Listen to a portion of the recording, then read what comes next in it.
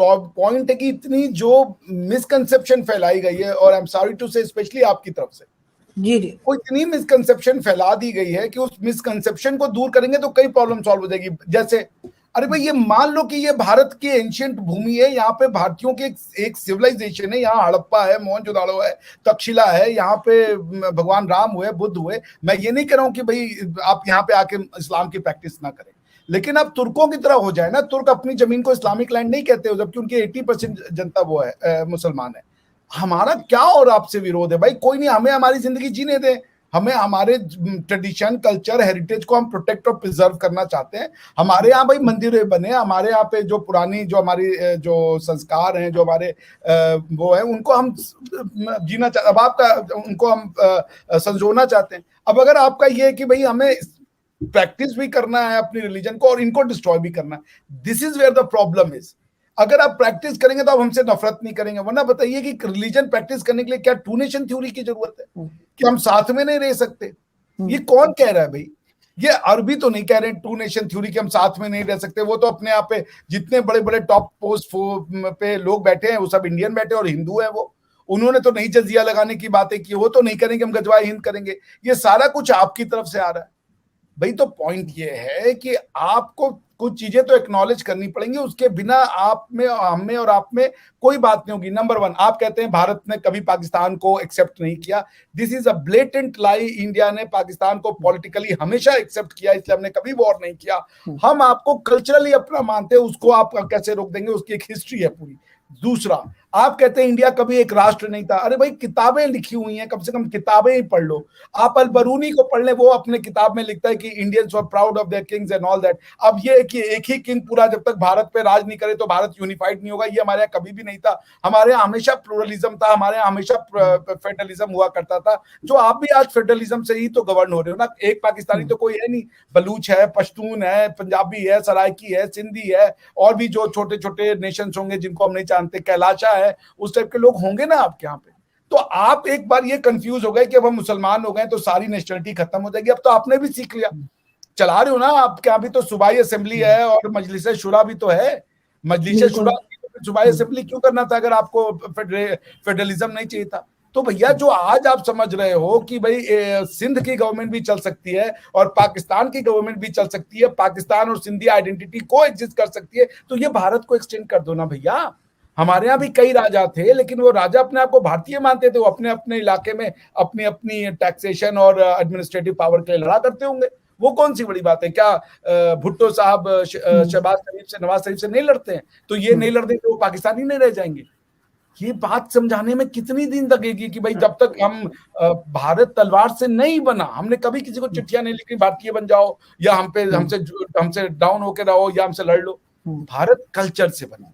भारत धीरे धीरे धीरे जो ट्रेडिशन, हिस्ट्री की प्रैक्टिस हुई, एक बहुत सारे इलाके में इसने बहुत सारे मानवों को अपने ग्रिप में लिया, जो इस आइडियोलॉजी से बहुत ज्यादा जिसे कह लीजिए इसको समझे, इससे जुड़े, और आज वो अपने आप को भारतीय कहते हैं। क्योंकि एक समय तो रहा होगा ना भारत, तो इसीलिए हम इसको सनातन कहते हैं कि भाई सनातन भी हो तो कभी तो शुरुआत हुई होगी ना।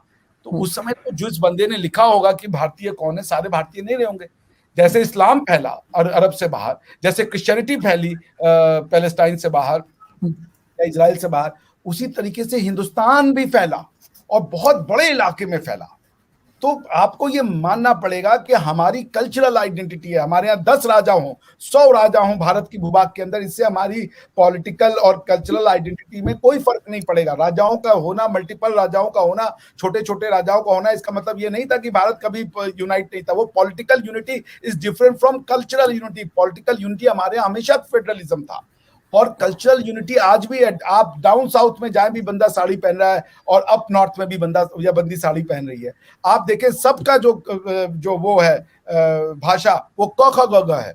बंगाली क ख ग घ, तमिल क ख ग घ, उसमें कुछ तमिल में कुछ कम है, जो हिंदी वाले क ख ग घ है उससे कुछ उनके यहाँ कम है, लेकिन है वो भी क ख ग घ। उसी तरीके से उड़िया क ख ग घ, राजस्थानी क ख ग घ, तेलुगु क ख ग घ, उड़िया क ख ग घ, कश्मीरी क ख ग। अब आपको क्या चाहिए? ये अगर वही आप देख ले अरब में, वहां का ख ग नहीं है, वहां अलिफ बेते से है। उसी तरीके से रोमन में देख ले, वहां का ख ग नहीं है, वहां एबीसीडी है। तो जहां भी ये क ख ग घ से अपनी भाषा बोली जा रही है वो भारत का क्षेत्र था, वो अपने आप को किसी भी तरीके से पॉलिटिकली वो व्यू करें। तो ये जो आपके यहाँ एक प्रॉब्लम आई कि जब तक एक राजा होकर के सबको एक समान यूनाइट ना कर ले, पॉलिटिकल कॉन्क्वेस्ट ना हो जाए, यानी कि वो आमरीयत ना बन जाए, तब तक पॉलिटिकल कंसेप्ट नहीं होता। हमारे यहाँ कंसेप्ट नहीं था। हम भारत को कल्चरली बनाए हैं। Bharat was never a political idea, Bharat was always a cultural idea, और इसी कल्चर में से पॉलिटिक्स निकलता है। Politics always take birth from the culture. तो आप मान ले, बात खत्म हो जाएगी जी। लेकिन सर एक चीज और कि हमेशा से पाकिस्तान में हमेशा ये बताया गया कि जी भारत से डराया गया इनफैक्ट कि जी भारत जो है वो जैसे तैयार बैठा हुआ है कि उसने हमारे ऊपर अटैक कर देना है, उसने हमारे ऊपर कब्जा कर लेना है, या इस किस्म की चीज है। ये अभी नहीं, ये 1947 से यही चूरन जो है वो हमारे यहाँ खिलाया जाता है। लेकिन आपके ख्याल से ये क्या बात है, कोई खौफ है भारत का, या ये कि ये किसी किस्म की पॉलिटिक्स खेली जाती रही है पाकिस्तानियों के साथ कि भारत जो है वो अटैक करने बैठा है और भारत जो है वो कब्जा करने बैठा है, इस किस्म की बातें जो बार बार की जाती हैं, अभी तक की जा रही हैं। तो आपके ख्याल से क्या ये कोई खौफ है या ये कोई पॉलिटिकल गेम खेली जाती है? देखिए, जब आप समाज का निर्माण करते हैं तो आपने एक नए समाज के बारे में सोचा और जिद में सोचा, क्योंकि जब ब्रिटिशर्स आ रहे थे तो कॉन्स्टिट्यूशनल गवर्नेंस की बात चल रही थी। तो भारतीय मुसलमान जो था वो कॉन्स्टिट्यूशनल गवर्नेंस में इंडियन को मानने को तैयार नहीं था। वो अपनी कॉन्स्टिट्यूशनल आइडेंटिटी अलग देखना चाहता था, और उस अलग देखने में यहां तक कि वो सेपरेट इलेक्टोरेट और ये सब की बातें हुई। सेपरेट इलेक्टोरेट मतलब मुस्लिम को सिर्फ मुस्लिम वोट डालेगा, हिंदू को सिर्फ हिंदू वोट डालेगा, और सबके लिए रिजर्वेशन हो जाएगा। ये बात कॉन्स्टिट्यूशनल गवर्नेंस इंडियन फिलोसफी के अगेंस्ट में थी, क्योंकि हम कभी भी आइडेंटिटी के हिसाब से भारतीय को नहीं बनाया। हमारी भारत की डेफिनेशन ही यही है कि आप जो मानना है मानो, लेकिन चूंकि आप इस भारत के भूभाग में रहते हो, आप भारतीय हो, आप हिंदू हिंदुस्तानी। हमको हम लोग नहीं कहते हिंदुस्तानी, हमको तुर्कों ने कहा। तो हिंदू आप तुर्कों के हिसाब से हुए, अरबों के हिसाब से हुए। अरबी आपको अल हिंदी कहते हैं, हमें नहीं कहते। मतलब अल हिंदी मतलब मुसलमान अब बुरा मान जाए कि अब हमें अल हिंदी कह रहे हो। भाई वो ज्योग्राफिकल लोकेशन के हिसाब से आपको वो डिटरमाइन करते हैं। तो पॉइंट ये कि पाकिस्तान की जब विजुअलाइजेशन की जा रही थी, it was a negative idea. Pakistan, जब आप देखें इलेक्ट्रॉन क्या है, इलेक्ट्रॉन एक पार्टिकल का एक सब एटॉमिक पार्ट है, मगर वो नेगेटिव है चार्ज में। वो पॉजिटिव के साथ आएगा तो वो अपना बिहेवियर वही रखेगा। Same with the Pakistan, it's a negative idea. Pakistan was never a cohesive idea, Pakistan was never a unifying idea. Pakistan was a negative idea of India, कि इंडिया को निगेटिव करना है इंडिया के लोगों के द्वारा, तो उसका एक ही आइडिया है पाकिस्तान। और फिर उन्होंने पाकिस्तान बनाने के लिए ऐसे ऐसे डेफिनेशंस को चुना जो डेफिनेशंस कभी भी फिट नहीं होते थे। जैसे पाकिस्तान का मतलब क्या, ला इलाहा इल्लल्लाह। इससे तो यार आज तक अरब अपनी एक कंट्री नहीं बना पाए। कि इसका सीधा एग्जांपल ये है कि सीरिया और यूएई और इजिप्ट ने एक बार यूनाइटेड नेशन में ये दरखास्त दी कि हम दोनों मर्ज हो रहे हैं और एक कंट्री बना रहे। 3 साल बाद तलाक हो गया, दोनों सीरिया और इजिप्ट फिर से बन गए। जब वो नहीं बना पाए ला इलाहा इल्लल्लाह के नाम पे एक कंट्री, आप कैसे बना सकते हो? ला इलाहा इल्लल्लाह ब्रदरहुड है, पर नेशनहुड नहीं होता। मतलब कि आप शुरू में मिलेंगे तो आपको एक अरबी में बड़ा अच्छा लगेगा, लेकिन 5-6 दिन बाद आपको उसकी हरकतें नहीं पसंद आएंगी, उसको आपकी हरकतें पसंद आएंगी, क्योंकि आप बेसिकली 2 डिफरेंट लोग हो। तो आप उससे रिलीजियसली कनेक्ट हो सकते हो, उससे आप कल्चरली कनेक्ट नहीं हो सकते। ना वो भाषा आपकी, ना खान पान आपका, ना उसकी कपड़े आपके। आप उसको अरबी बनने की कोशिश कर सकते हो, वो आपको एक्सेप्ट नहीं करेगा। इसलिए अरब कभी भी सिटीजनशिप नहीं देते, क्योंकि वो कहते हैं मुसलमान तो बन जाओ, अरबी बनने का ख्वाब में भी सोचा तो टांगे तोड़ देंगे। They never give citizenship. वो कहते हैं मुसलमान बनो, बहुत बढ़िया, अपने अपने इलाके में रहो, यहाँ मत आओ। तो एक बात बताइए, जब भी माइग्रेशन होता है ये अरब लैंड से, जब भी कोई प्रॉब्लम होती है, वो सारे यूरोप में ही जाते हैं। सीरिया से भाग के कोई यूएई में नहीं आ रहा है, कोई सऊदी अरेबिया में नहीं जा रहा है, कोई ईरान में नहीं जा रहा है। इतने मुल्क है, वहां नहीं जा रहे हो, सब यूरोप में जा रहे। क्यों? तो भाई कोहेसिवनेस नहीं है ना। तो इसलिए मैं हूं कि ये Pakistan was essentially a negative idea, it was an arrogant idea. ये आइडिया था हिंदुओं को चिढ़ाने वाला कि तुमसे हम बेहतर बन के बना सकते हैं। और वो नेशन, चूंकि एक जो आप कह लें अब्राहमिक फेथ में नेशन एक यूनिफाइंग कॉन्सेप्ट है कि नेशन के लोग इंसान साथ में क्यों रहते हैं, क्योंकि वो एक नेशन है। बट पाकिस्तान नेशन तो नहीं था ना, इस्लाम नेशन मान लिया उन्होंने।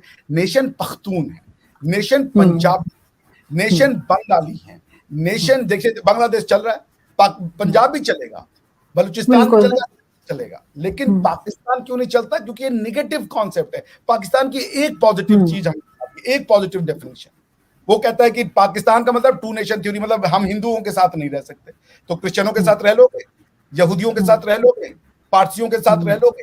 और अगर तुम हिंदुओं के साथ नहीं रह सकते, क्योंकि जब सिर्फ तुम मुसलमान हो गए, तो तुम किसके साथ रहोगे?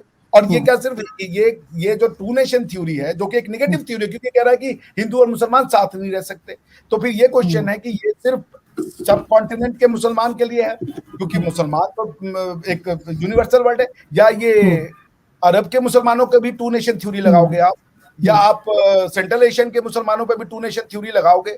सेंट्रल एशियन में तो जो तुर्क हैं, उनमें तो आप देख ले करीबन 35-40% उनके यहाँ पे जो तुर्क है, वो अपने आप को अथीस्ट मानते हैं, वो नहीं मानते अभी रिलीजन से, वो नहीं अपने आप को उतना वो एसोसिएट करते।